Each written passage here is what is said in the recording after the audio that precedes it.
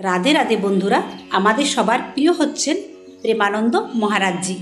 ওনার একটা ভিডিওতে এক ভক্ত প্রশ্ন করছেন, মহারাজজি, আমাদের যে সন্তান জন্ম নেবে সে কি নিজের পূর্বজন্মের কর্মের ফল অনুযায়ী শরীর পাবে নাকি পিতামাতার কর্ম অনুযায়ী পাবে?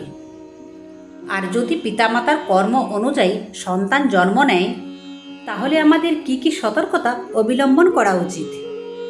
দয়া করে আমাদের একটু বলে দিন।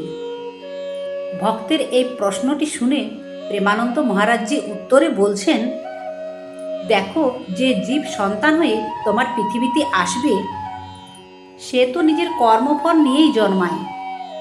তার জীবনে সুখ এবং দুঃখের যে অনুভব তৈরি হয় তার সাথে তোমাদের অর্থাৎ পিতামাতার কর্ম ও পৃথকগতভাবে জড়িয়ে থাকে। এরপর মহারাজজি বলছেন, তুমি যদি পূর্বজন্মের সেই জীবের সাথে তুমি যদি কোনো খারাপ কাজ করে থাকো আর সে যদি আজ তোমার সন্তান হয়ে জন্ম নেয় তবে সে কিন্তু কেবল তোমাকে সারা জীবন কষ্টই দেবে এবং তোমাকে বিরক্ত করবে। কিন্তু তুমি যদি অতীতে তার সঙ্গে মঙ্গল এবং ভালো কাজ করে থাকো তবে সে তোমার জীবনে শুধুই শুভ এবং আনন্দ ফল বয়ে আনবে। তারপর মহারাজজি আরও সুন্দরভাবে বুঝিয়ে বললেন, তবে হ্যাঁ, তুমি যদি এখন থেকে ভগবানের নাম ভজন করো তবে তুমি চাইলে তোমার সন্তানের ভাগ্যকেও বদলে দিতে পারো, আর সেই সাথে তোমার ভাগ্য সুন্দর হয়ে উঠবে। কারণ ভগবানের নাম জপ হলো এমন এক শক্তি যা সব কিছু পরিবর্তন করে দিতে পারে। এই কথাটি আরও সহজে বোঝানোর জন্য মহারাজজি একটি প্রাচীন গল্প শুনিয়ে বলছেন, একবার এক ঋষির একটি পুত্র সন্তান হয়েছিল, কিন্তু জানা গেল শিশুটির আয়ু মাত্র 5 বছর। তো সেই ঋষি আর পিতামাতা ভাবতে লাগলেন কিভাবে কি করা যায় যাতে 5 বছর পেরিয়ে যাওয়ার পরেও তাদের সন্তানটি বেঁচে থাকে। এরপর পিতা তার সন্তানের জন্য নিজে কর্ম শুরু করলেন। পূর্বজন্মের ওই হিসেব তো 5 বছরই ছিল, কিন্তু এবার পিতার নতুন কর্ম শুরু হলো। তবে সেই ঋষি পিতা খুব ভালোভাবেই জানতেন ভগবানের ভক্ত আর সন্ত মহাপুরুষদের মধ্যে এক অসীম ক্ষমতা রয়েছে। তিনি ভাবলেন, যদি মাটিতে শুয়ে ষষ্ঠ অঙ্গে সন্তদের প্রণাম করা যায় এবং তাদের আশীর্বাদ পাওয়া যায় তবে তিনি তার সন্তানকে মৃত্যুর হাত থেকেও বাঁচাতে পারবে। আর প্রাচীনকালে পবিত্র নদীর তীরে ঋষিদের আশ্রম থাকত, তাই তিনি গঙ্গা নদীর ঘাটে গিয়ে সেই ছোট্ট শিশুটিকে দাঁড় করিয়ে দিতেন। আর যখনই কোনো বৈষ্ণব বা শৈব তিলকধারী সন্ত সেই পথ দিয়ে পেরিয়ে যেতেন পিতা তার সন্তানকে ষষ্ঠ অঙ্গে প্রণাম করতে বলতেন। সাধুরা খুশি হয়ে তাকে দীর্ঘজীবী হও বলে আশীর্বাদ করতেন। কিন্তু সাধুরা যখন ওই লক্ষণটি দেখে শিশুটিকে বুঝতে পারতেন যে এই দুর্ভাগা শিশুটির আয়ু তো মাত্র 5 বছর, তখন তারা চিন্তায় পড়ে যেতেন। তারা ভাবতে লাগলেন, তাহলে আমাদের দেওয়া আশীর্বাদ কি মিথ্যা হয়ে যাবে নাকি এই শিশুটির মৃত্যুর ভাগ্য মিথ্যা হবে? তারা বুঝতে পারলেন কোনো এক মহাশক্তির আশীর্বাদে এই ভাগ্যকে খণ্ড করতে পারে। তারপর জ্যোতিষশাস্ত্র গণনা অনুযায়ী যে দিন, যে মিনিটে এবং যে সেকেন্ডে যে শিশুটির মৃত্যু হবার কথা ছিল সেই দিন সকাল থেকে শুরু করে মৃত্যু পর্যন্ত শিশুটিকে ভগবান শিবের মন্দিরে নিয়ে যাওয়া হলো। শিশুটি ভক্তি ভরে শিবলিঙ্গকে জড়িয়ে ধরে লাগলো। ঠিক সেই সময় ভগবান শঙ্কর সেখানে প্রকট হলেন।